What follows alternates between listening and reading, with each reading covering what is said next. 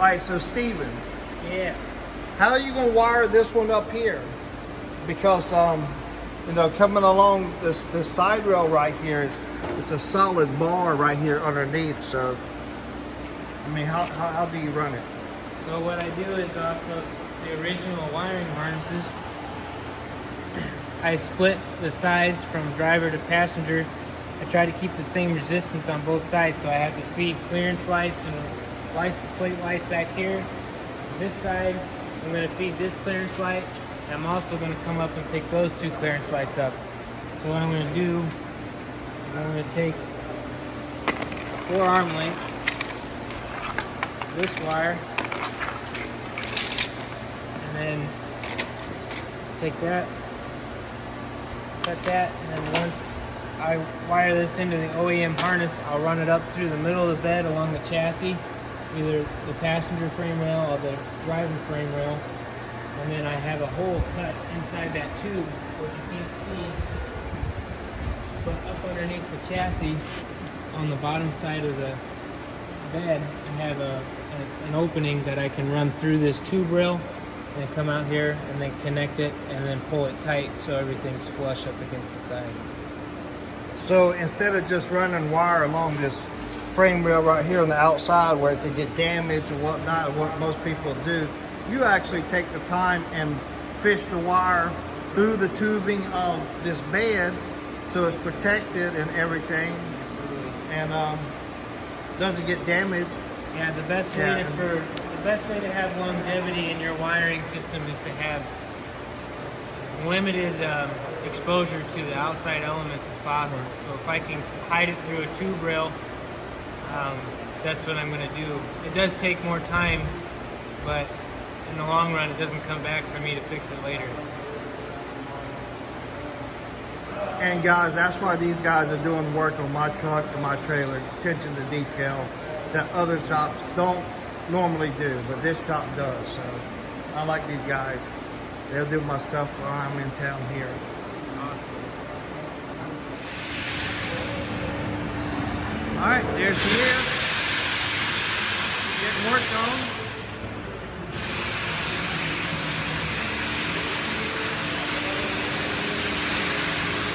And yeah, got some new shoes over there. Some new shoes here.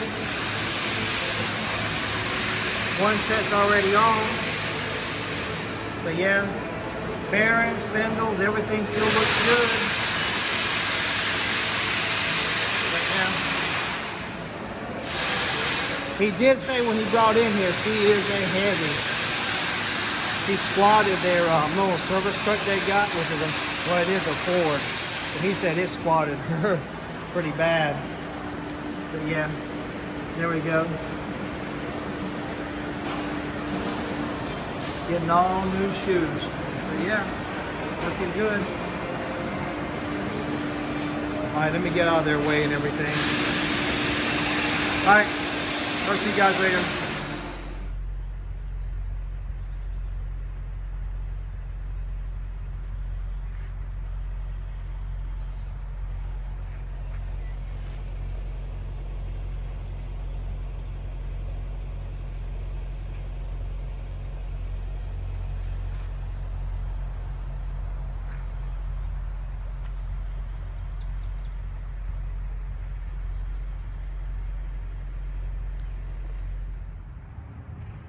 All right, so I've talked about this pro tip before, a long time ago, but now I'm giving it a number. Pro tip 118, and there's also pro tip 117.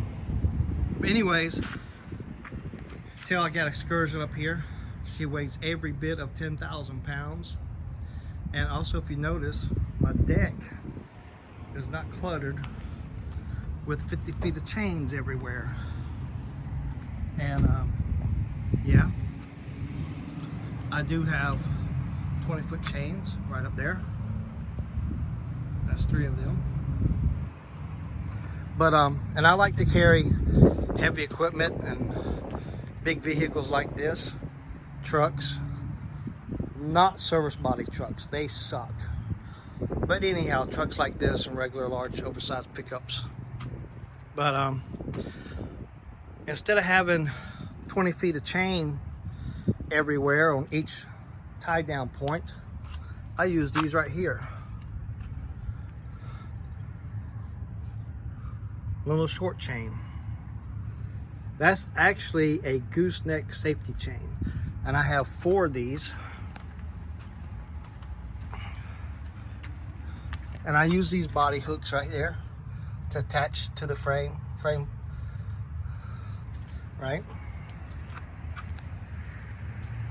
right there, 3rd one, of course the 4th one on the other corner.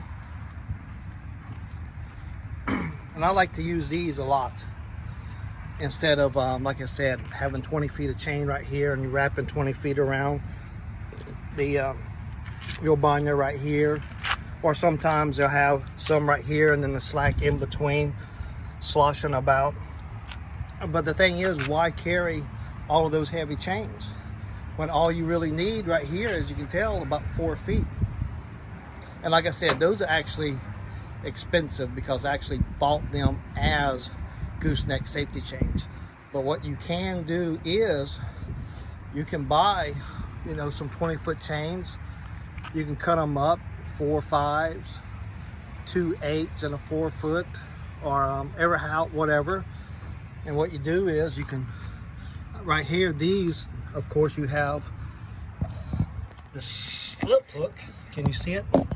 There you go. You got the slip hook on one end, and then the other end is a tag end.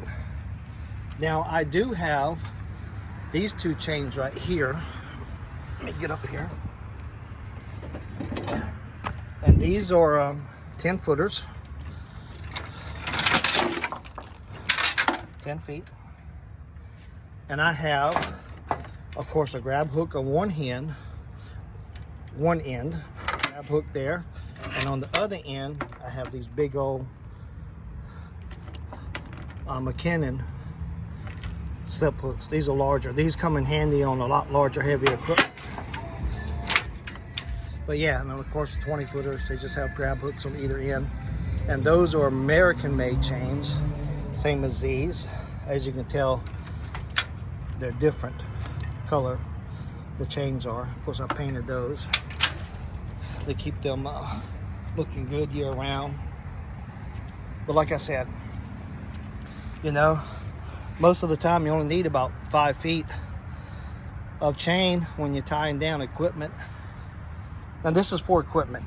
There's some guys out there, they just carry stuff that you throw the 4-inch straps, 2-inch straps over and go, and they don't use a lot of chains. But like I said, I like carrying large vehicles, trucks, SUVs, backhoes,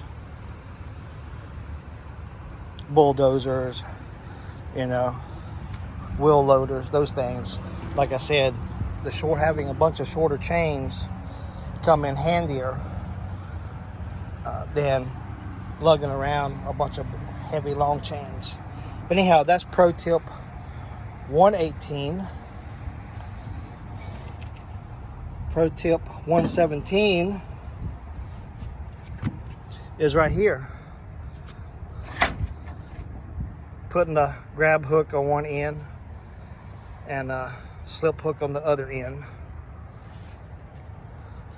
When you cut the chains up, of course I bought those as 10-foot lengths. They're American made. Let me get down right here.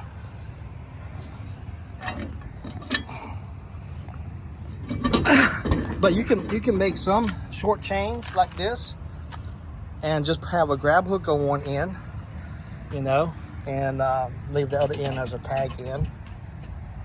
But there you go. Pro Tip 118 and 117. So, like you said, and you'll see long time heavy equipment operators and haulers, they usually carry nothing but short chains. All right, and I think what's his name down here in Florida, he used to have a red sleeper like mine, hauling cash. No, I forget. Anyhow, he did the same thing as well. He did a video on it where he cut the 20-foot chains. up. All right, y'all be safe out there.